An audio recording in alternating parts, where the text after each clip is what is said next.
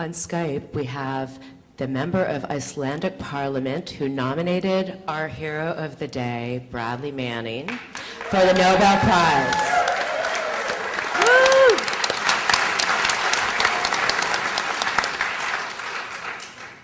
Tell us about why you have taken such a strong stand supporting WikiLeaks and Bradley Manning. Yeah, obviously, I saw the collateral murder video prior to its release, because I spent a lot of time and effort to try to stop the war against Iraq prior to starting, just millions of people from around the world. We couldn't stop it. We nearly did, but we couldn't. And then all the protests stopped when the war started, when we should really have carried on our protests in a much stronger way. And I hope we learn from that if there's going to be a war against, or attempts for a war against Iran. When I saw the video, I got a confirmation, the collateral murder video, I got a confirmation about what we knew, but confirmations on, about the reality for civilians in Iraq. So I felt obliged to help make it available to everybody as a tribute to all the people who are voiceless, that never get to let us know the true story. And then after we released the video, maybe 1.5 months later, I heard a young man had been arrested. And that's to have leaked material. His name is, like we all now know, it's Bradley Manning. And then I watched in horror how he was treated by US authorities. And we all have been witnessing how that has been unfolding. He was under torture condition for nearly a year. And I also watched very closely the pre-trials. And I felt, and I know that he's not going to get a fair trial. And I'm disgusted by the fact that the whistleblower is being punished where, you know, from where I come from, and I know that I hope everybody that is at this conference know that it should not be classified as a crime to blow the whistle for war crimes. That is a duty. That is the prime duty we have as civilians, to blow the whistle on crimes. And I am horrified to see how U.S. authorities, you know, under sort of a left-wing administration, have decided to go on a full-fledged crackdown on whistleblowing, where at times we're living at right now, we certainly needed more than anything, where we just simply don't know where the line between the corporate and the state is. It's the intermarriage between these two pillars is it's too close. So when me and my political movement were discovered that we were on a short list, like all parliamentarians, senators, and representatives in the world, to nominate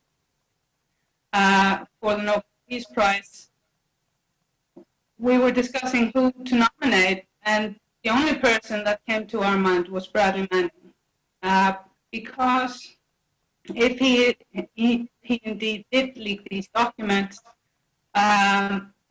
nothing has changed our world as much in the last couple of years as the material is accusing. And it might not be a one big bang, but it has the use of it, these materials, is that it has shown in black and white what we all knew we could get approved. And I think it is just so important to honor the fact that somebody has the courage against all odds. And, you know, even after having tried to go the normal means, which obviously are not functioning, to try to notify about these crimes as individual witness, I just think it is extremely important at this day and age to honor that. that courage.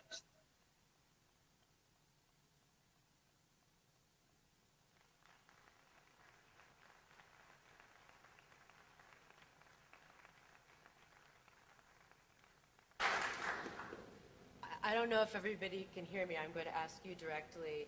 You have some great ideas about Iceland becoming a haven for free press, I believe. Mm-hmm. Yes. Just like so that people know what happened in Iceland, we had the 4th largest financial meltdown in 2008. And being a firm believer that you never waste the crisis and learning from suffering financial time, understand the crisis. Sorry, I just have to put the volume a little bit down because I can hear me through the speakers. So during times of crisis, you have the opportunity to actually change things in a fundamental way, both for or against the public interest. So I was to meet very early on as a parliamentarian Julian Assange and Daniel Domscheit-Berg, who came to Iceland to speak for the Digital Freedom Society, and I was also invited to speak at the same conference. And they were furthering an idea John Perry Barlow had introduced to Iceland a year earlier about making Iceland into a safe haven, or sort of a Switzerland of bits, where we could pull together all the best laws from around the world in order to create a transparency haven. And Julian and Daniel had, of course, hands-on experience with Wikileaks, whereas they had managed this time was in 2010, or in 2009, to figure out a way to keep the stuff up material on the WikiLeaks website, no matter who tried to take it out, legal means, or by direct lawsuits, or they had managed to find the best laws to protect material and their sources. And so we based on that, we went on a journey to cherry pick all the best possible around the world. In the speeds in the reality of the online world, whereas most countries have not upgraded their law to deal with the reality of the borderless world of the internet.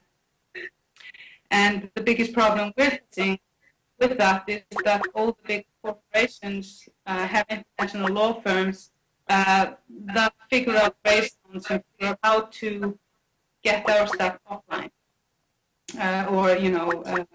In particular, it's a big problem when it comes to the press. So I managed to help of Julian, Daniel, and many other people from all over the world, also from Iceland. Yeah. People are having difficulty hearing what you're saying, and so I'm so sorry. Thank you so much for coming. And please go to her site, but yeah, unfortunately, we can't hear every word you're saying as much as we'd like to, thanks to technology. So. Okay, just keep the fight going.